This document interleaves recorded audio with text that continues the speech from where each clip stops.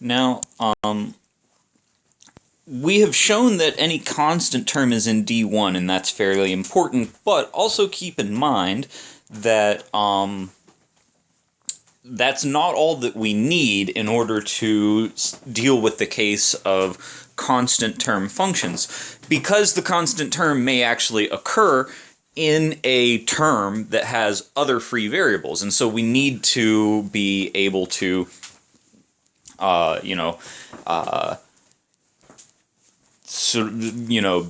be able to handle the case where there are a collection of free variables that we are using in the evaluation of the constant term, but only because they were found elsewhere in some sort of larger term.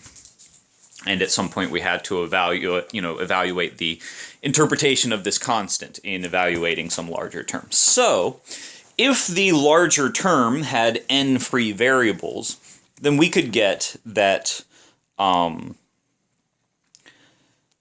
that we can, in a sense, prepend any number of variables behind this constant term, so that this would be like the free variables of some larger term of n free variables, having any possible arguments all mapping to the same thing, which is what's supposed to happen with a constant term, right? So if this constant term occurs in a larger term with n free variables, and we want to evaluate its interpretation, it should always just tell us the same thing no matter what the inputs are. So that's essentially what we have here by using n applications of the fifth rule, saying that we can always prepend the entire domain and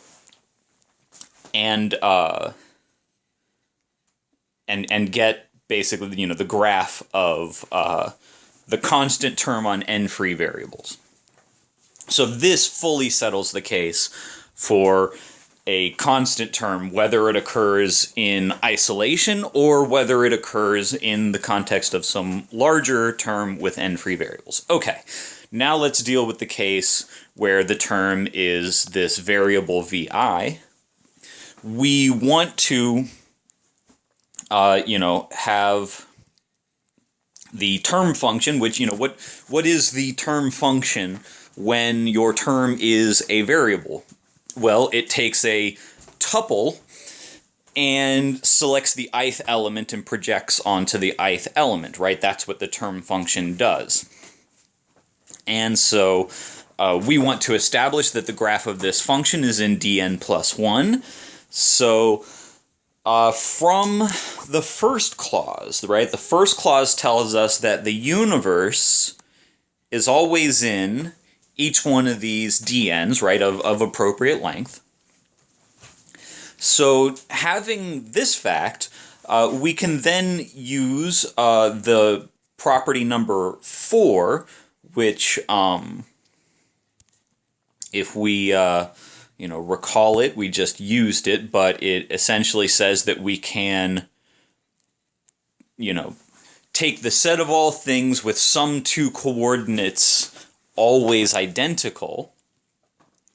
And so in this case, in particular, because we're looking for the graph of the projection function, we want the last coordinate, which is the output, right, the value of the graph, or the value of the function, to be equal to the input at I, and let all other values be anything that they possibly could be. And this is basically the graph of the projection function, right? It will take in any list of tuples at all, but in particular it will look at the ith coordinate of the tuple, and it will make the value of the function equal to that value. And that is the graph of the projection function. That is to say, it's the graph of the term function for variable vi. And we have just established that it is in Dn plus 1, so we're done with this case. For the inductive case, we take a function to be the term, and we assume that for all other non-function terms that we've already established, or actually for any lower complexity